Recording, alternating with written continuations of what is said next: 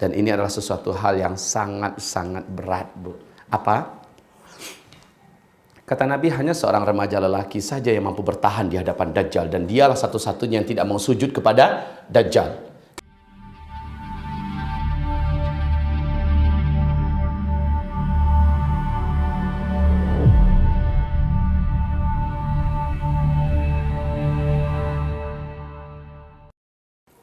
Baik, persiapkan dengan sebaik-baiknya persiapan. Memang ini akhir zaman. Kalau ibu masih saya ingatkan kembali, Dajjal ini lama nggak lagi keluarnya? Hah? Apa tandanya menandakan bahwa Dajjal sudah sangat dekat? Hah? Kemarin ada yang beli buku tentang ensiklopedia akhir zaman nggak? Bukunya tebal, 2 kali itu tebalnya. Ditulis oleh Syekh Dr. Ahmad Muhammad Al-Mubayyad. Ya, buku ini ibu-ibu yang kami muliakan, biasanya kemana provinsi, kemana negara saya masuk, 2 ini saya bawa terus.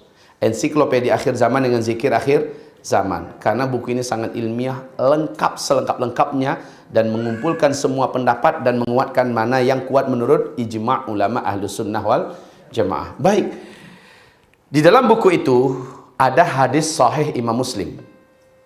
Diceritakan oleh Fatimah binti Qais. Ya, di cerita itu Rasulullah menceritakan tentang pengalaman perjalanan Tamim Ad-Dari, di mana Tamim berjumpa dengan Dajjal di salah satu pulau di tengah laut Yaman.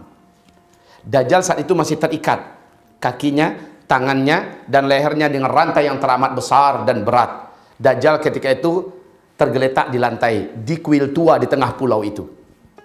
Dan Dajjal berkata bahwa tanda aku akan lepas, aku akan keluar nanti. Beliau mengatakan, bila buah di kebun kurma Baisan sudah tidak lagi berbuah.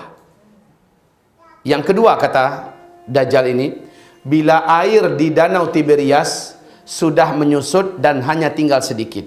Ibu tahu tidak bagaimana perkembangan yang 2 ini sekarang? Ya Ibu, terima kasih.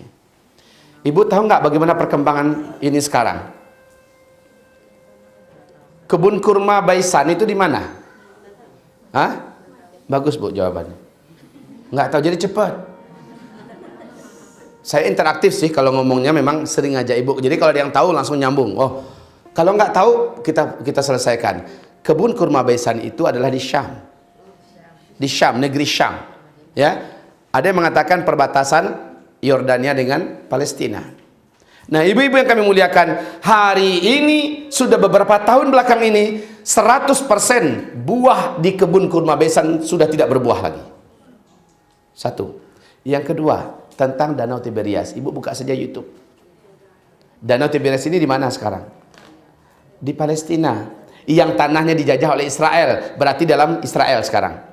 Itulah sumber air utama dan satu-satunya bangsa Yahudi di Israel, dari Danau Tiberias. Danau Tiberias itu Bu, nggak dalam. Dari permukaan sampai ke dasar kedalamannya hanya 45 meter. Nah ini dia, saya buat gambar. Saya buat gambar seperti ini ya Bu ya. Ini permukaan danau. Allahu Akbar. Ini permukaan danau dan ini dasarnya. Ibu-ibu, dari sini sampai ke dasar paling dalam itu hanya 45 meter. Hanya 45 meter. Nanti Ibu lihat di kitab ensiklopedia akhir zaman halaman 800 ya, tentang penguraian masalah Dajjal. Di sana diuraikan tentang hadis sahih Imam Muslim yang faktanya secara sekarang mendukung 100%, tidak meleset sedikit pun. Sekarang danau ini Bu, Danau Tiberias ini nggak pernah berkurang airnya seumur-umur dunia ini terkembang. Tapi sejak 2003 sampai 2013, hanya dalam 10 tahun saja, berapa kedalaman air tadi Bu? 45 meter. Sudah susut 16 meter. 16 meter dari 45 meter ini sudah lebih 30% loh. Hanya dalam 10 tahun. Akhirnya televisi resmi Israel secara terbuka dunia ikut mendengarkan kepanikan pemerintah Israel. Sebab apa? Ini sumber air satu-satunya bangsa Yahudi di Israel. Mereka tidak punya mata air yang lain. Mereka tidak punya sungai. Mereka tidak punya apa-apa cadangan air kecuali hanya dari sini. Sekarang ini menyusut. Allah. Bu, jika 2013 sudah 16 meter, maka seperti ini posisinya. Ya. Sekarang akhir 2015 kemarin, Bu, bagian dasar danau yang menonjol itu sudah nampak seperti pulau-pulau kecil yang menonjol. Ya. Posisinya udah seperti ini sekarang. Terus menyusut, terus menyusut. Dalam hadis itu Nabi mengatakan bahwa umatku Dajjal akan lepas ke tengah umatku ketika air danau Tiberias hanya tinggal sedikit. Yang sedikit inilah yang nanti akan diminum rame-rame oleh Ya'juj dan Ma'juj sampai kering sekering-keringnya. Sekarang danau Tiberias sudah sangat sedikit airnya. Maka para ulama kita di Timur Tengah termasuk Syekh bin Baz sampai basah jubah dadanya, Bu. Beliau berkata, hadza zamanu khurujid dajjal. Inilah zaman kita, zaman Dajjal itu akan keluar. La haula wala quwata illa billah. Padahal, Bu, tidak ada satupun orang yang sanggup mempertahankan iman jika berjumpa dengan Dajjal. Illa man rahima rabbah. Wallahi, Bu, kata Nabi, akan ada nanti lelaki yang merasa imannya tidak akan bisa berubah ketika dia jumpa dengan Dajjal. Dia yakin imannya akan tetap bertahan. Lalu dia keluar dan berjumpa dengan Dajjal. Saat dia keluar berjumpa dengan Dajjal, menguaplah imannya. Dan dia pun sujud menyembah Dajjal. Makanya Dajjal itu digelari Al-Masih. Apa gelar Dajjal? Al-Masih. Al-Masih Dajjal. Apa arti Al-Masih, Bu? Sang penghapus. Arti Al-Masih itu adalah sang penghapus. Apanya dihapus oleh Dajjal? Keimanan orang. Orang-orang yang berjumpa dengan Dajjal, imannya menguap. Kekuatan sihirnya, kekuatan magicnya akan mampu menjadikan orang ini semacam kesedot. Makanya kata Rasulullah nanti, wahai para lelaki, jika kamu dengar Dajjal sudah masuk ke kota kamu, carilah ibumu dan ikat dia di rumah. Ambil istrimu, ikat dia di rumah. Cari anak gadismu, kumpulkan seluruh keluarga kamu. Dan yang wanitanya, ikatkan mereka di tiang-tiang rumah. Karena wanitalah yang paling kuat tersedot oleh energi sihir yang dimiliki oleh Dajjal. Bila dia masuk ke satu kota, maka menyebar langsung kekuatan sihirnya. Ya, wanita semacam pasrah saja. Dalam keadaan pasrah, nerimo nasib, ya, lebih baik saya mempertahankan hidup daripada harus menahan beratnya beban seperti ini. Ditambah lagi kekuatan seruan setan yang menyeru, yang setan itu menservis Dajjal. Maka keluarlah kaum wanita. Saat mereka keluar, mereka sujud. Saat mereka sujud sampai mereka mati, mereka tidak akan pernah lagi beriman kepada Allah, dan mereka akan kekal di neraka selama-lamanya. Inilah puncak fitnah pada fase keempat. Bu, saya bacakan hadis untuk ini. Sayati 'alan nasi zaman. Ini hadisnya Sahih Bukhari dan Sahih Muslim. Sayati 'alan nasi zaman alladzi ba'dahu syarrun minhu hatta talqaw rabbakum. Akan datang kata Nabi, suatu saat nanti zamannya yang ada pada umatku. Saat itu hari yang mereka jalani hari ini lebih berat daripada hari sebelumnya. Hari esok lebih berat daripada hari kemarin. Bertambah ke depan, bertambah masa, bertambah berat daripada hari-hari sebelumnya. Zaman yang dimaksud oleh Nabi itu adalah zaman fase keempat ini. Zaman kita hidup sekarang. Ibu bandingkan saja, maaf ya Bu ya. Dalam segi ekonomi, mana yang berat ekonomi tahun-tahun sekarang atau tahun-tahun sebelumnya?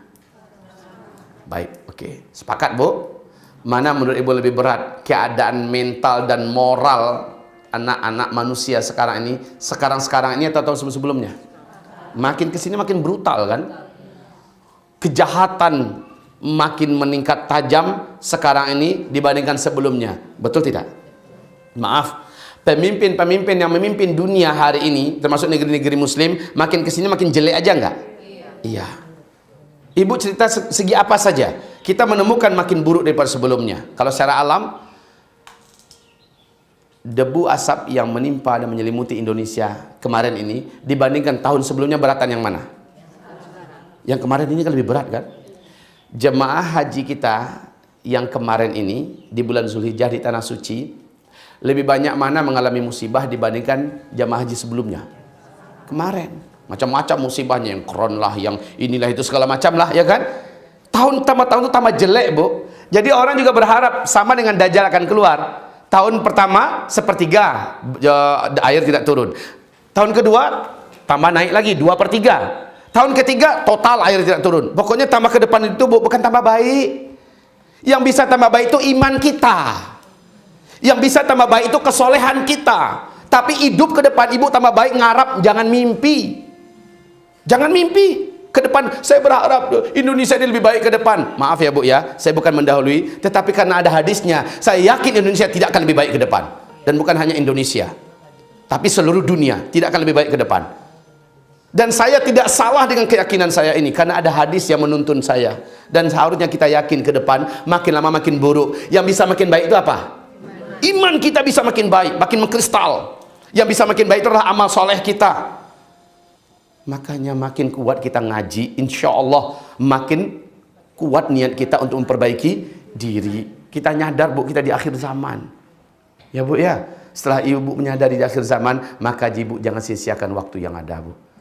Untuk tahun-tahun ini tentang Dajjal, dan ini adalah sesuatu hal yang sangat-sangat berat, Bu. Apa?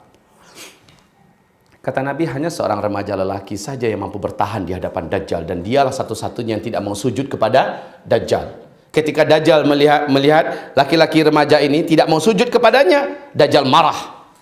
Dan Dajjal pun membelah kepalanya dengan gergaji dalam keadaan hidup-hidup.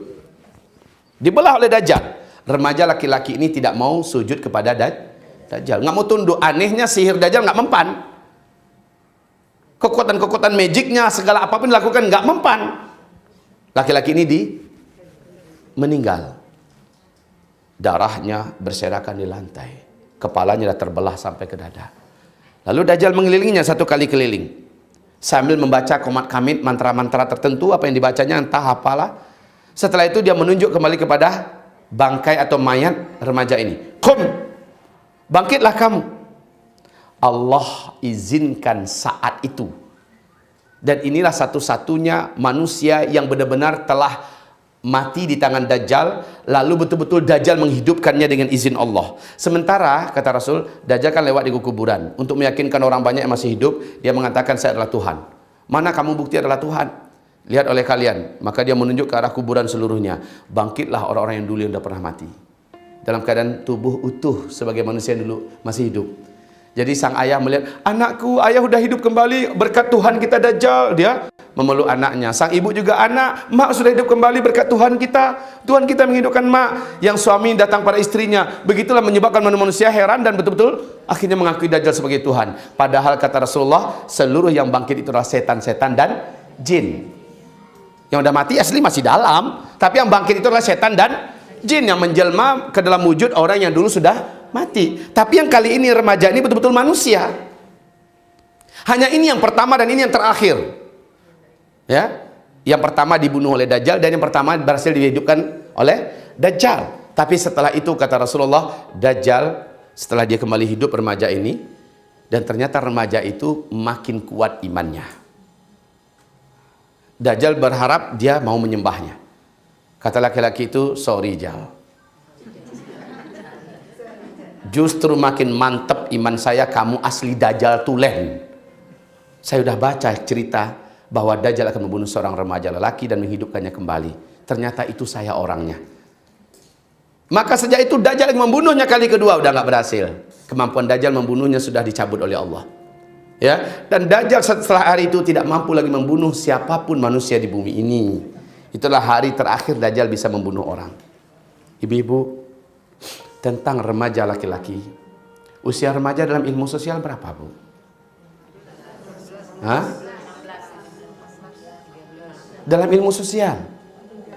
Dalam ilmu sosial itu remaja itu, Bu, hitungannya itu dari 12, 13, 14, 15, 16. Ini puncaknya. Yang diperselisihkan itu usia 17. Ya, kalau usia 17 ke atas itu sudah banyak mengatakan ini usia dewasa. Tapi usia 12, 13, 14, 15, 16 dalam ilmu sosial loh ya, adalah itu dia 5 tahun ini. Baik ibu-ibu, ibu buka di YouTube deh. Ibu lihat di Qatar TV. Ternyata masuk tahun ke-13. Masuk tahun ke-13. Timur Tengah, negeri Arab digemparkan dengan lahirnya seorang bayi laki-laki di Palestina. Awas, dengarkan ini berita, dan ini ada di YouTube. Videonya masih ada di YouTube. Tentang wawancara dengan tokoh masyarakat di Qatar TV, dan TV-TV Arab lainnya juga memuat. Isi wawancara itu adalah gemparnya penduduk dan masyarakat negeri Arab, lahirnya seorang bayi laki-laki di Palestina. Berapa tahun yang lalu? Ini masuk tahun ke-13 loh. Ya, bayi laki-laki ini berkata, saat baru lahir, dia bisa bicara dengan bahasa Arab yang fasih. Tapi hanya satu kali dia bicara, habis itu dia normal seperti bayi-bayi pada umumnya. Apa kata bayi laki-laki ini? Ana rajulun, saya qutuluni dajjal, wala yaqtulu ba'di ahadan abada. Apa artinya? Ana, saya, rajulun adalah seorang laki-laki, saya qutuluni dajjal, yang nanti akan dibunuh oleh dajjal. Wala yaqtulu ba'di ahadan abada. Setelah saya dibunuhnya, dajjal tak akan sanggup membunuh siapapun saja selama-lamanya di bumi ini. Kalau ini berita benar, dan TV-TV Arab sudah memuatnya ya. Wawancara itu saya langsung menyaksikannya loh Bu, dan Ibu bisa melihatnya di YouTube ya. Wawancara ini sudah berlangsung masuk tahun ke-13 sekarang. Jika ini sahih, menurut kabar yang kami terima, bayi laki-laki ini langsung para tokoh-tokoh dan ulama setempat melindunginya daripada pengetahuan dan liputan orang umum.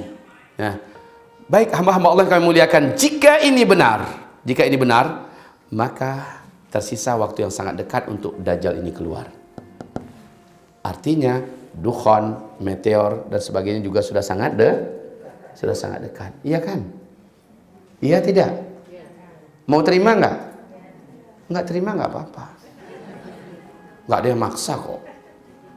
Tapi kalau seandainya itu bohong, maka memang itu bisa saja dikarang-karang orang. Ya kan? Biar sedikit ada suasana yang heboh. Bisa saja dikarang-karang orang. Yang nggak bisa dikarang-karang itulah mengeringnya Danau Tiberias.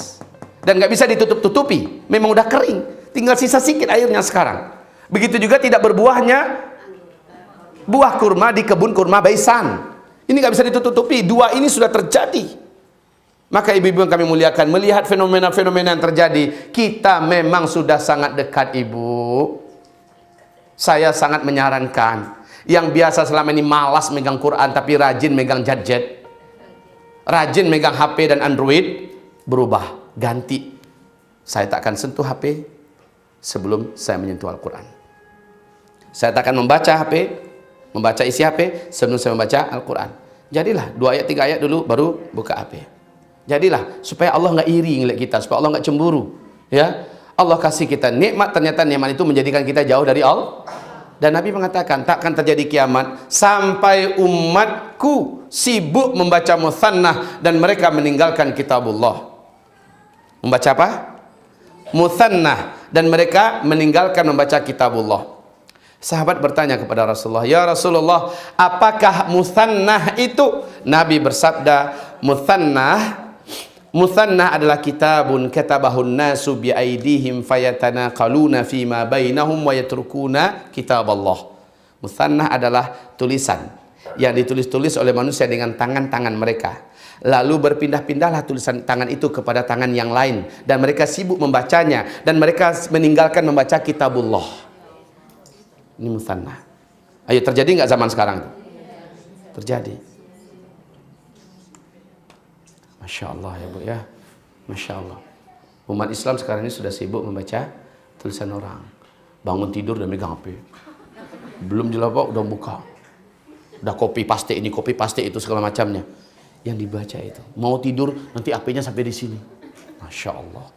Sementara Al-Qur'annya, kalau sempat HP-nya ketinggalan, sibuknya luar biasa. Pak sopir balik belakang. Kenapa? HP tinggal. Kayak ada sesuatu yang. Tapi kalau Al-Quran tinggal, kayak nggak rasa nggak tinggalan apa-apa. Nah sekarang berubah ya Bu ya. Berubah. Kita berubah. Insya Allah kita berubah ya Bu ya. Masa kita tidak lama loh Bu. Nah dalam masa yang dekat ini, maka yuk kita berlomba-lomba beramal soleh. berlomba-lomba beramal soleh. Begitu Ibu. Semoga Ibu setelah mendengarkan nasihat ini, Ibu seluruhnya saling terbakar semangatnya. Stop yang dilarang oleh agama, Bu. Stop. Sekarang ada kajian serial saya di YouTube. Judulnya adalah 300 kesalahan wanita yang sering diremehkan oleh kaum wanita. Tolong Ibu ikuti kajiannya ya di YouTube. Insya Allah. Cuma saya sayangkan sekali. Sekarang baru sampai pembahasan yang ke-29. Baru sampai ke pembahasan yang ke-29. Oh, banyak kena, Bu. Keluarga muslimah sekarang. Wanita muslim kita banyak kena. Baik, Ibu dengarkan saja. Insya Allah mudah-mudahan bermanfaat untuk ibu-ibu semua. Dan saya bertekad mungkin bulan Mei ke atas, saya lebih banyak di pesantren saya. Kalau selama ini saya banyak keluar. Paling-paling hanya 10 hari saya di Sumatera Barat. Ke depan saya sudah robah.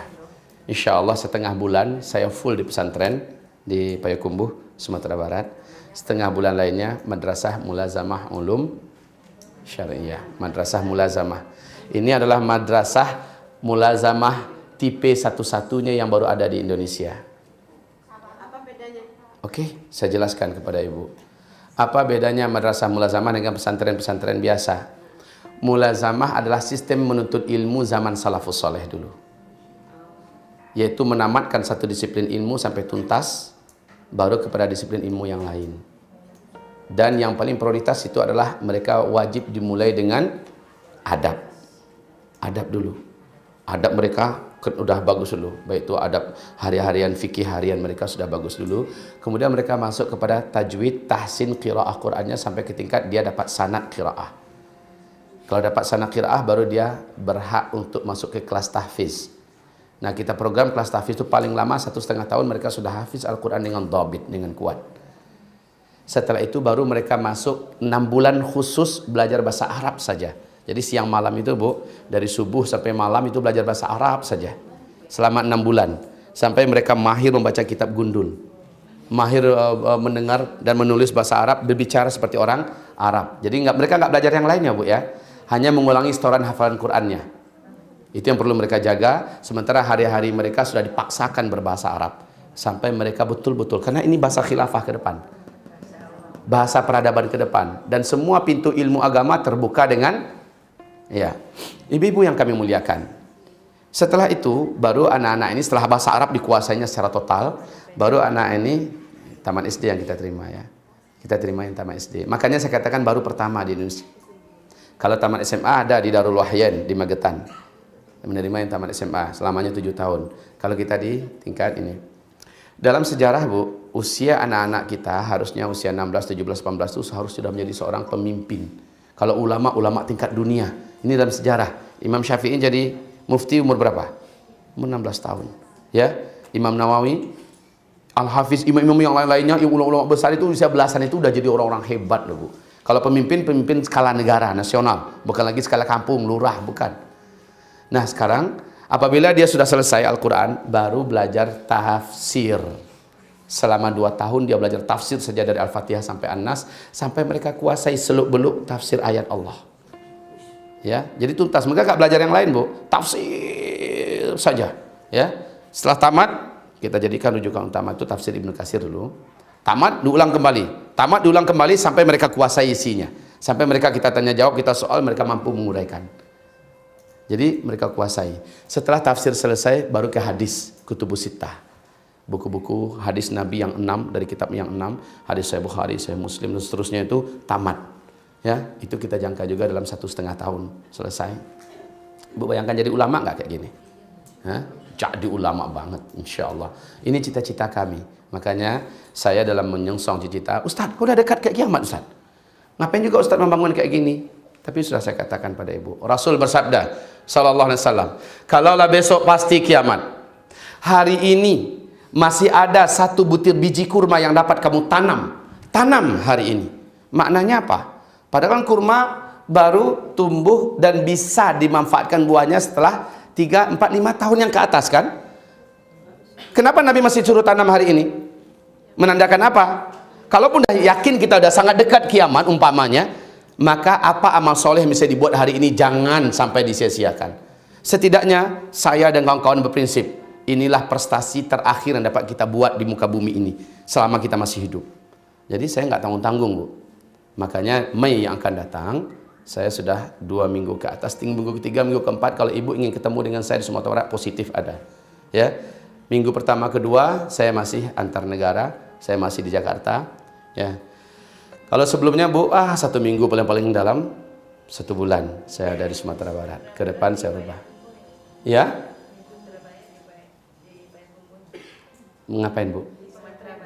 Iya, Payakumbuh. Saya asli orang Pariaman. Ya, lahir di Pariaman. Ya. Baik ibu-ibu yang kami muliakan. Nah, sekarang ibu tanya pada diri ibu sendiri.